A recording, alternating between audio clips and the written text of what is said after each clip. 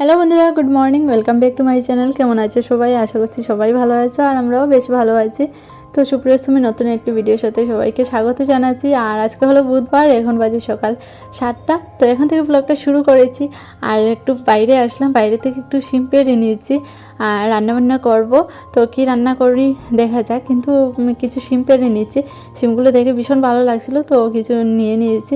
আর সোনাদের বাইরে রেখে এখন আমি অল্প জল নিয়ে নিচ্ছি করে, রান্নার জল। তো রান্নার জল রেখে চলে আসলাম আবার বাইরে, মুখ টুক ধুয়ে নিই, তারপর রান্না বসাবো। তার আগে ছেলেদেরকে খাওয়াতে হবে। আজকে ছেলেদেরকে এখনও খাওয়ানো হয়নি।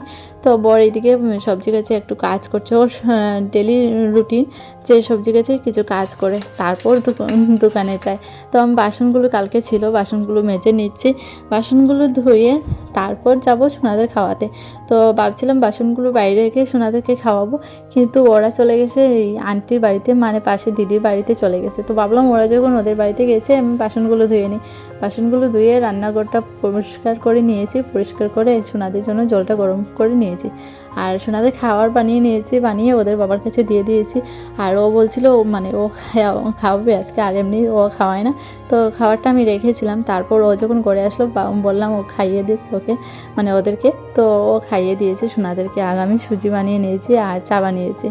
তো বললাম একটু চা সুজি খেয়ে যাক দোকানে, না হলে তো আর করে কখন আসবে আর কখন ভাত খাবে, তো তার জন্য।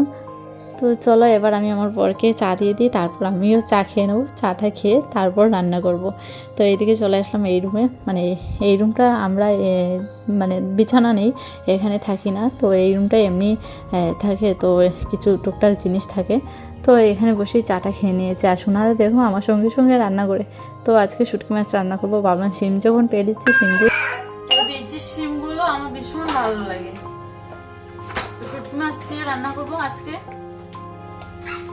আর এখান থেকে কিছুটা দেওয়ারকে পাঠিয়ে দিয়েছি, মানে আমার বরকে দিয়ে পাঠিয়ে দিয়েছি, ও নিয়ে চলে গেছে। আর এগুলো দিয়ে আমি রান্না করবো। তো প্রথমে শুটকি মাছ রান্না করে নিই, আর তারপর আমি ডাল বসাবো। আর এখন যদি আমার বর চলে আসে তাহলে যাতে মানে খেয়ে দোকানে যেতে পারে, তো তার জন্য আগে শুটকিটা রান্না করে নিই, ওর তো ভীষণ প্রিয়। তো তাই জন্য আর পরে ডালটা বসিয়ে রাখলে সেদ্ধ হয়ে যাবে। তো মশলা এদিকে রসুন, পেঁয়াজ, কাঁচা লঙ্কা পেস্ট করে নিয়েছি। আর শিম অনেক বড় বড় বিচি শিমের মধ্যে খুব ভালো লাগে। আর এর সঙ্গে আলু দেইনি, তো এরকম শুকনো শুকনো করে বানাবো। আর সঙ্গে শুটকি দিয়ে দারুণ লাগবে খেতে। তো আমার রান্না হয়ে স্নানে যাব, তার আগে ভাবলাম আমার নাইটিটার সেলাইটা ছুটে গেছে, তো সেটাই সেলাই করে নিই। আর আমি সেলাই করতে বসেছি, সোনারা এদিকে এই কাঁচি ধরে টানাটানি করছিল। তো একটু ঘর টর ঝেড়ে নিই, আজকে যেহেতু বুধবার সবসময় ঘর ঝাড়ার সময় পাই না। তো যখনই সময় পাই ঘরটা ঝেড়ে নিই, যাতে ভালো মানে বেশি করে নোংরা যাতে না হয়। তো তার জন্য একটু মানে ঝাড়াঝাড়ি করে নিই, তাহলে একটু কম পরিশ্রম হবে।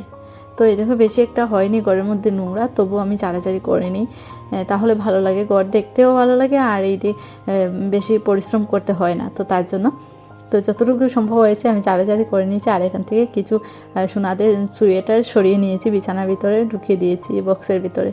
আর একটু মোছামুছি করে নিচ্ছি। আর আজকে স্নান করতে করতে অনেকটা দেরি হয়েছে, কারণ ভাবছিলাম যে স্নান করে চলে আসবো, নাইটিটা সেলাই করে, তারপর ভাবলাম না ঘরটার একটু ঝাড়াঝাড়ি করে নিই। আর ঘর ঝাড়াঝাড়ি করলে তো অনেক কাজ বের হয়। তো এদিকে সোনাদেরকে স্নান করানো হয়নি এখনও।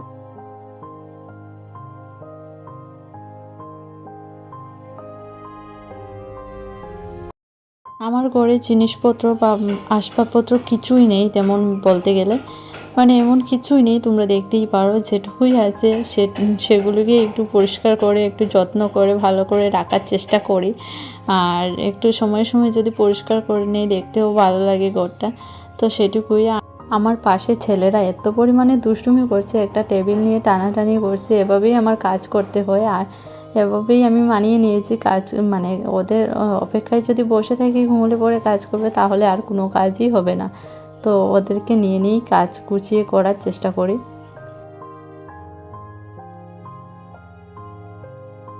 তো ছেলেদেরকে ঘুম পাড়িয়ে দিয়েছি, আর এখন আমি ঘরটর মুছে নিই। তো ঘরটর মোছামুছি করে তারপর আমার কাজ কমপ্লিট হবে। তারপর তো স্নান করে পুজো দেবো। আর একটা রান্না এখনও বাকি আছে, ডালটা এখনও সম্বাস দেইনি, আর একটা ভাজা করব, তো সেটাই বাকি আছে। তো ঘরটার মোছামুছি হয়ে গেলেই আমার মানে ঘরের কাজটা কমপ্লিট হবে। তো মানে ঘরটার না মুছলে একদম ভালো লাগে না, এর মধ্যে একটু ঝাড়াঝাড়ি করেছি, তো আর ঘর তো মুছতেই হবে, না হলে যেন একদম ভালো লাগছে না।